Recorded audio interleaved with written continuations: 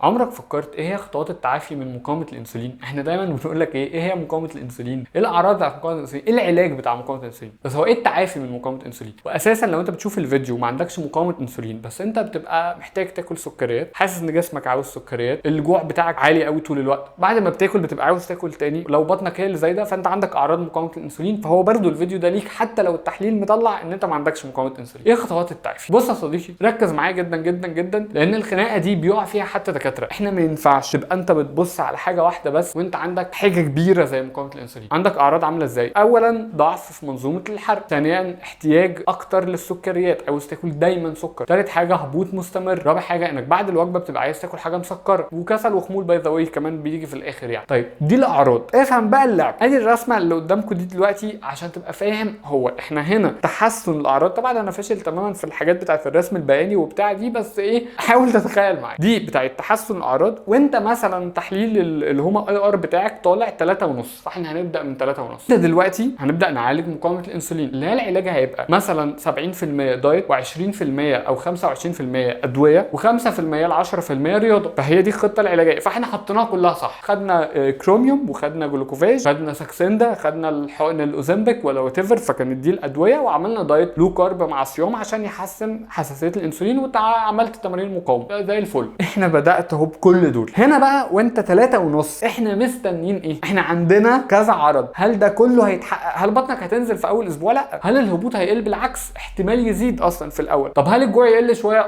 الجوع هيقل شويه. طب هل هتخس في اول اسبوع؟ طبعا هتخس في اول اسبوع، بس الاسابيع الاولى اللي هي من 3 ل 4 اسابيع وممكن توصل ل 6 اسابيع، انت لسه مقاومه الانسولين بتتحرك من 3.5 مثلا ل 2.5. هنا انت مش هتكون حاسس بالتحسن ده، لانك هتكون لسه بتعاني من دول، لسه حرقك قليل، لان لسه الاعراض ما اتحسنتش، لسه احتياج للسكر بيجي، لسه الجوع بيزيد. فانت لازم تبقى فاهم ان لازم يبقى معاك ورقه وقلم وعامل سكور لكل حاجه، وتقول كده انا جوعي فعلا اتحسن، من كانت تجعل مثلا 8 من 10 بقى 6 من 10. انا فعلا الهبوط ما بقاش بيجي زي الاول، انا حاسس ان بطني نزلت شويه بس انا ثبت على الميزان، ولا مشكله، مش مشكله، ما انت حققت حاجات تانية كتير. ما هو انت مش رايح عياده دلوقتي عشان تخس، انت رايح عشان تعالج مقاومه الانسولين اللي افتر ذات انت هتخس لما تتعالج كويس. فيبقى دي الاسابيع اللي احنا قلناها في الاول، انت بدات تعالجه، فيبدا المنحنى يفضل يبقى احسن معانا شويه ويعلى معانا. لما بيبدا يعلى معانا في مشكله انا بخاف منها، انت خسيت اهو اعلى من الاول. في الاول عكس الناس اللي تقول لك ايه، انا بخس في الاول كويس جدا بعد كده بخس قليل. انت هتخس في الاول مش عالي قوي، اول اسبوع هتخس كويس، ثاني اسبوع النزول هيقل جدا، ثالث اسبوع يبقى افضل شويه، ولكن هيفضل الثالث والرابع مش احسن نزول، والنزول هيبدا يعلى بعد كده لما اعراض مقاومه الانسولين تتحسن، لما حساسيه الانسولين تبقى بدل 3.5 زي ما احنا كاتبين لك لحد ما تبقى 2 مثلا، فانت خدت شوت كويس، خدت ادويتك كويس بانتظام شديد جدا، والادويه مهمه جدا جدا في مقاومه الانسولين، بدات تاخد الاعشاب اللي بتعالجها. انا عامل فيديو في القناه هنا اتمنى تشوفوه عن كل العلاجات بتاعه مقاومه الانسولين، من اعشاب، من اكل، من خل تفاح، من قرفه، من ادويه، من كبسولات، من كل حاجه، فاتمنى تشوفوه. انت بدات تتعالج اهوت، فبدا التحسن يبقى افضل. انا بقى هنا بخاف من ايه؟ بخاف ان وانس ان حصل تحسن فانت اطمنت وخدت سكريات عاليه جدا. اداره اليوم الفري في حالات مقاومه الانسولين 60% من نجاحك في الرحله، اكتر من الدايت. ليه؟ لان لو انت خدت سكر عالي فحرفيا انت هتعاني من الاعراض دي، هنرجع بالمنحنى ده لورا، فالاعراض هتزيد، فانت هتزهق وهترجع للدايت، مش هتخس كويس زي الاول،